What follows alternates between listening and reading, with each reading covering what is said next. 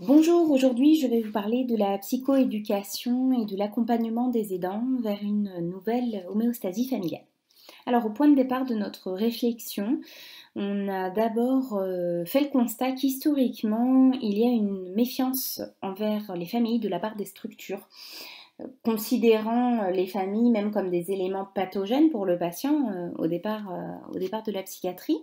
Et ce qui n'est plus le cas aujourd'hui, nous sommes dans une volonté d'accompagnement global et individuel de chaque patient. Et dans cette volonté globale et individuelle, il est indispensable de tenir compte de l'environnement de chacun. Et du coup, dans ce contexte-là, vraiment la famille devient un partenaire précieux, voire un partenaire essentiel, puisque c'est le premier relais de la structure quand le patient sort de chez nous et qu'il rejoint son entourage. Donc toujours au point de départ de cette réflexion, nous avons pu faire le constat donc, de la non-implication de ces familles par une majorité de structures et de ce que ça induit. Ça induit pour ces familles souvent beaucoup de souffrance, d'épuisement. Ce sont des familles, généralement nous on accueille des jeunes adultes, hein, donc ce sont des familles qui sont souvent encore très envahies par les troubles, par l'annonce du diagnostic. Ça peut faire plus ou moins longtemps qu'ils accompagnent leurs jeunes, ou en tout cas leurs proches dans leurs difficultés. Et de ça, eh bien, quand ils se retrouvent seuls, ils sont, pour certains, en épuisement, vraiment, saturés et ils ne trouvent pas forcément d'informations ni sur les troubles, ni, d'accompagnement pour, eux, pour les aider en fait à traverser cet événement. On a fait également le constat de la méconnaissance de la maladie, savoir de ne pas réussir à faire le tri entre ce qui est de la maladie, ce qui n'est pas de la maladie, ce qui est plus ou moins en lien, et donc de déterminer les éléments de décompensation quand il doit y en avoir. Et également des inquiétudes de la part de ses proches pour leur malade et son devenir. Quelle qualité de vie pourra-t-il avoir? Qu'est-ce qu'il pourra faire? Est-ce qu'il pourra travailler? Est-ce qu'il pourra être autonome? Voilà, donc toutes ces informations-là, toutes ces inquiétudes, ça fait également partie de ce à quoi on a voulu répondre.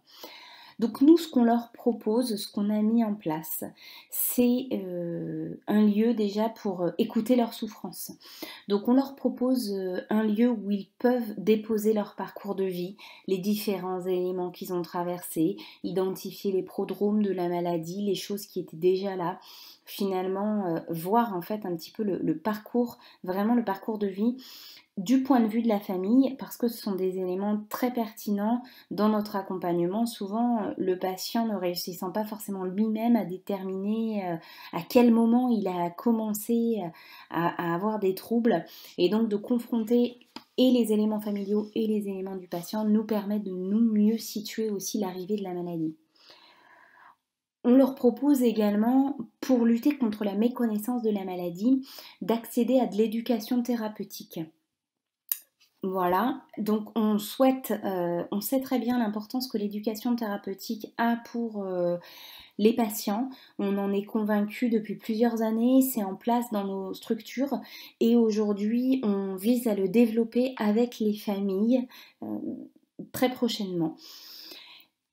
Pour répondre aux inquiétudes pour le malade, on cherche à démystifier le soin, la structure, et à leur proposer une perspective d'un avenir plus qualitatif. Donc la démystification du soin et de la structure, ça passe par, voilà, votre proche est accueilli ici, il est reçu par telle personne, on fait ça. Voilà, c'est un peu percevoir le quotidien de leurs proches, un peu sortir des représentations fantasmatiques liées à l'hôpital, de ce que ça peut être, et de voir vraiment comment on peut l'accompagner là aussi par le biais d'un objectif plus qualitatif en termes d'avenir, quant aux soins, quant au travail, quant au logement, voilà, donc différents axes, et de pouvoir leur permettre de voir un peu toutes ces différences-là et tous ces axes. Finalement, notre but, c'est d'aider la famille à se positionner plus justement face à son proche malade, de l'aider à se positionner au plus juste, c'est-à-dire qu'il puisse avoir une distance critique, c'est-à-dire en fonction de comment va son proche, des attentes qu'il peut avoir par rapport à lui, de ce qui est mobilisable, de ce qui n'est pas mobilisable, et finalement d'être dans une relation apaisée à ce proche que nous accueillons en soins chez nous. Donc actuellement, là, ce qui est en place sur la structure, c'est la systématisation de la proposition de rendez-vous familial pour chaque patient, lors du premier entretien avec le psychologue, donc avec moi, depuis septembre. Donc ça a mis un peu de temps à se mettre en place. Moi, je suis dans la structure depuis janvier. On a réussi à le mettre en place en septembre, bon, lié au confinement et tout ça. Et depuis le mois de septembre, lors de ce premier rendez-vous qui a lieu lors de la première semaine où le patient est accueilli à Val-Horizon, moi je le rencontre, on fait un premier entretien d'amnestique classique et en cours ou en fin d'entretien, je lui propose un rendez-vous familial et je lui propose également de lui le transmettre à sa famille, d'y réfléchir s'il ne sait pas. S'il sait, de directement soit le proposer à sa famille, soit que nous, son référent ou moi, on rentre en contact avec la famille pour pour les joindre et pour justement poser cette date de rendez-vous. Alors, je vais vous proposer quelques chiffres sur actuellement les 30 patients que nous avons à Val-Horizon. J'en ai rencontré 20. 10 n'ont pas été rencontrés pour différents motifs, principalement parce qu'ils sont là depuis très longtemps et que du coup j'ai priorisé ceux qui venaient de rentrer, les autres n'étant pas forcément dans les 10 que je n'ai pas rencontrés n'étant pas forcément dans la demande de rencontrer un psychologue ou en ayant déjà un sur l'extérieur. Donc sur les 20 que j'ai rencontrés, j'ai pu rencontrer 12 familles, donc 12 familles accompagnées de leurs proches en soins chez nous. 3 familles sont en attente de rendez-vous liées au contexte sanitaire actuel parce qu'elles habitent loin et que c'est compliqué de se déplacer pour elles. Il y a une patiente qui a refusé l'entretien familial par peur de déstabiliser sa famille. Et 4 n'ont pas été vues pour des motifs divers, notamment plusieurs d'entre elles parce que les familles sont à l'étranger, sont loin, donc c'est pas possible. Les objectifs, nous, de ces rencontres, pour les objectifs de la structure. Alors je vais détailler les objectifs de la structure et les objectifs des familles. Donc pour la structure, c'est vraiment la connaissance environnementale du patient. Donc encore une fois, dans cette volonté de prise en charge globale, de pouvoir connaître le patient dans toute son histoire de vie, aussi bien par son point de vue que par le point de vue de la famille, que par le point de vue du compagnon ou de la compagne s'il y en a. Voilà, c'est vraiment accueillir et connaître ce patient dans ses multifacettes. Également d'avoir un meilleur lien avec lui, un lien sous-tendu par une alliance aussi avec la famille ou avec les proches. Un lien qui peut être renforcé par cette alliance. C'est également, un de nos objectifs est également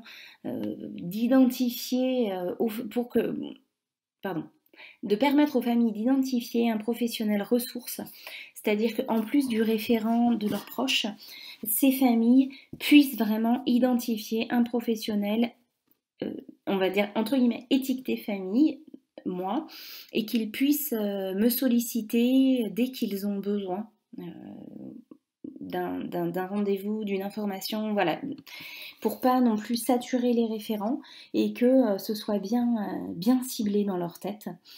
Et puis c'est également notre objectif est de modifier les relations famille-patient, de les harmoniser, de les rendre plus paisibles, plus qualitatives et de les décentrer un petit peu de tout ce qui est maladie, de leur finalement peut-être de leur redonner cette comment cette, ce qualificatif vraiment familial, de les recentrer sur des relations familiales et pas juste sur des relations aidant-aidé. L'objectif des familles, alors là pour l'instant c'est un peu flou encore pour nous. Certaines viennent parce qu'elles ont besoin d'avoir des informations, certaines viennent pour nous en donner. Donc ce qu'on aimerait peut-être mettre en place, en tout cas on y réfléchit, c'est peut-être un questionnement. Là actuellement on se questionne autour de peut-être créer un questionnaire pour mieux cibler eux leurs attentes à l'issue de ces entretiens-là. Voilà. Alors, toujours dans nos objectifs, finalement, on va dire la conclusion des objectifs, la conclusion de ces entretiens, c'est en plus de pouvoir, nous, avoir des informations, de pouvoir leur en donner aussi et de pouvoir créer des moments de communication, c'est de pouvoir, s'il y a besoin, déterminer des besoins en accompagnement individuel ou en accompagnement familial et de les orienter. Voilà, s'il y a un proche qui a besoin d'un accompagnement familial, on peut relayer vers le CMP, vers le libéral. Tout comme si on voit qu'il y a une dimension vraiment familiale qui est importante, est-ce qu'une prise en charge, un accompagnement familial thérapeutique serait pas intéressant? Et donc on peut leur relayer ça. Donc certaines familles ont déjà fait les démarches de mettre ça en place. D'autres familles, on voit que c'est difficile, à quel point c'est compliqué de mettre en place ça. Peut-être par manque de temps, par manque d'énergie. Donc c'est aussi de légitimer le besoin que eux ont d'être accompagnés pour, en tant qu'aidants, pour être accompagnants finalement. Et ce que nous, structure, on va vraiment mettre en place comme objectif et ce qu'on va vraiment mettre en place à l'intérieur de notre structure de Valorisons, ça va être la participation à des groupes de psychoéducation pour la famille. Et dans un prochain temps, la participation aussi, la création à des groupes de parole. Après, on a aussi le relais vers les structures extérieures quand ils nous demandent des associations, du soutien, voilà, tout ce qui peut être existant. Donc, lors de ces entretiens, je propose également souvent, en fait, en cours d'entretien, en fin d'entretien, je leur propose de se rencontrer. Donc, soit de manière mensuelle, pour ceux qui le souhaitent et ceux pour lesquels je détecte vraiment un besoin important d'accompagnement, je leur propose de se revoir voilà, tous les mois. Quand ils sortent du bureau, ils ont une date de rendez-vous, ils ont quelque chose auquel se raccrocher. Ça peut être en parallèle d'un accompagnement individuel qu'ils font déjà, ou ça peut être un premier pas d'accompagnement ou juste ce dont ils ont besoin. Voilà, mais au moins ils ont une date, ils ont quelque chose à quoi s'accrocher quand c'est compliqué. Je leur propose aussi de se rencontrer en amont des synthèses. Donc on fait des synthèses tous les 3 mois. Et donc je leur propose en amont, une quinzaine de jours avant chaque synthèse, qu'on se rencontre et qu'on fasse un petit peu le point.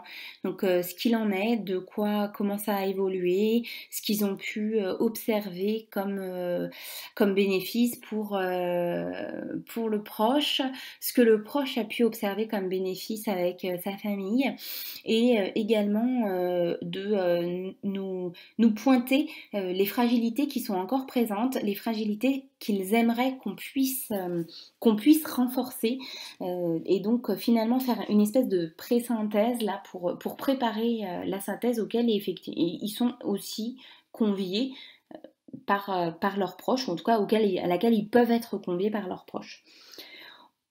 Je leur propose aussi à la demande, en fait, on s'était dit que peut-être ça pourrait être intéressant de faire des rendez-vous avec les référents. Alors soit en amont des synthèses, parce que moi je suis pas toujours présente aux synthèses étant que à temps partiel sur la structure. Donc le référent comme ça a vraiment une photographie de l'entretien familial juste avant et peut relayer aussi ce qui s'est dit dans ce rendez-vous. Ou alors à la demande, quand il y a vraiment un problème, s'ils veulent pas être inscrits dans quelque chose de plus ritualisé, ça peut être uniquement quand eux en ressentent le besoin, je suis disponible. Voilà. Les projets aujourd'hui, ça va être forcément de voir 100% des familles, voilà, de pouvoir accueillir toutes les familles, en tout cas toutes les familles des patients qui le désirent. Voilà. Et de pouvoir les accueillir au rythme qu'ils le souhaitent. Notre deuxième projet, ça va être un projet qui va entrer en vigueur là début d'année puisque on va lancer le nouveau programme d'éducation thérapeutique avec une dernière, il me semble une séance, hein, la dernière, qui est destinée à la famille et donc que je vais co-animer avec mes collègues de l'éducation thérapeutique, vraiment sur cette dimension familiale de l'apprentissage et de l'éducation à la maladie. Il y aura également un projet alors un peu plus long terme. Là, on a un projet de mise en place spécifique d'un projet famille avec un accompagnement, la création d'un groupe de parole finalement. Donc, alors on ne sait pas encore exactement, peut-être un programme pro-famille ou un programme qu'on va créer nous-mêmes. Mais le but, c'est vraiment de créer un accompagnement et un groupe de parole pour les familles, pour qu'elles puissent se retrouver, qu'elles puissent échanger sur ces difficultés qu'elles peuvent rencontrer et finalement faire jouer la paire aidance au sein de ces familles. On sait à quel point la paire aidance est importante, à quel point finalement on entend des choses dites par nos pairs qu'on n'entend pas dites par le corps médical. Et donc, comme on a mis cette paire aidance en place pour les patients, on souhaite vraiment la mettre en place pour les familles et donc apporter un projet de groupe de parole famille. En conclusion, je vous dirais que voilà, si chaque acteur comprend, identifie ce qui relève de la maladie et ce qui n'en relève pas, ça nous permettra une meilleure communication, ça permettra à la famille une meilleure communication entre elles et ça permettra également une meilleure identification des décompensations, une meilleure identification des premiers éléments là qui vont viser et donc on pourra être interpellé par le proche, par le malade, plus vite, lié aussi à la confiance qui pourra s'être créée et également, et l'essentiel, une meilleure qualité des relations familiales. Et donc, en lien avec cette meilleure qualité des relations familiales, eh bien, ce qu'on va attendre vraiment entre guillemets, notre gros but, ça va être l'amélioration et la meilleure qualité de vie de nos patients et de leurs proches aidants. Voilà, je vous remercie de votre attention pendant cette présentation. J'espère avoir été claire et intéressante. Et je vous propose, si vous souhaitez avoir le PowerPoint, de me laisser, de m'envoyer un mail. Je vous l'enverrai avec plaisir. Merci.